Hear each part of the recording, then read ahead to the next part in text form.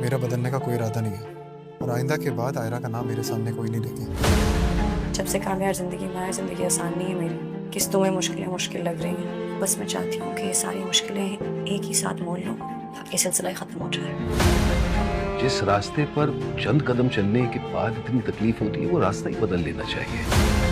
زندگی کا سب سے مشکل راستہ کسی کے ڈرامہ میری زندگی ہے تو کے آنے والے ایپیسوڈ میں آپ دیکھیں گے کہ جب آئرہ کو پتہ چلتا ہے کہ کامیار ہاسپٹل میں ہے تو وہ یہ سن کر پریشان ہو جاتی ہے اور وہ کامیار سے ملنے کے لیے وہاں پہنچ جاتی ہے۔ جب کامیار آئرہ کو دیکھتا ہے تو وہ اپنا منہ پھیر لیتا ہے اور وہ آئرہ سے کہتا ہے کہ تم یہاں سے چلی جاؤ کیونکہ میں تم سے بات نہیں کرنا چاہتا۔ تب آئرہ زیادہ خفا بھی ہوتی ہے اور وہ کامیار سے کہتی ہے کہ مجھے پتا ہے کہ اس ساری چیزوں کی ذمہ دار میں ہوں کیونکہ میں نے ہی تم پر اعتبار نہیں کیا۔ تب کامیار اسے کہتا ہے کہ اب میں تمہیں کبھی بھی معاف نہیں کروں گا، لیکن آئرہ پریشان ہو کر وہاں سے چلی جاتی ہے اور وہ گھر جاتی ہے تو اس کا باپ آئرہ سے کہتا ہے کہ تم کامیار کو لے کر پریشان مت ہو کیونکہ اس نے جو بھی کیا ہے اس نے خود کے لیے کیا اور یہ ساری ذمہ دار کی اس کی ساری ذمہ داری تمہاری نہیں ہے بلکہ وہ خود ہے۔ تب آئرہ اپنے باپ سے کہتی ہے کہ نہیں، یہ سب کچھ میری وجہ سے ہوا ہے، اگر میں اس کی بات کا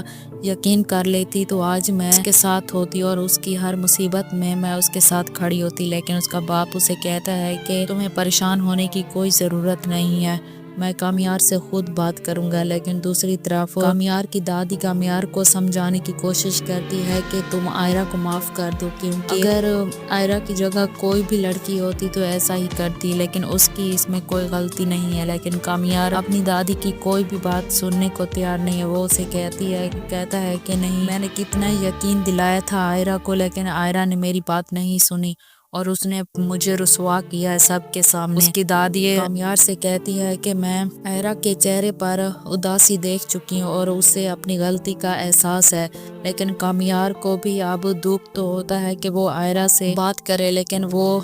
ایسا ابھی کچھ بھی نہیں کرنے والا کیونکہ وہ آئرہ کو ابھی بہت تکلیف دینے والا ہے۔ دوسری طرف خاور بھی اپنی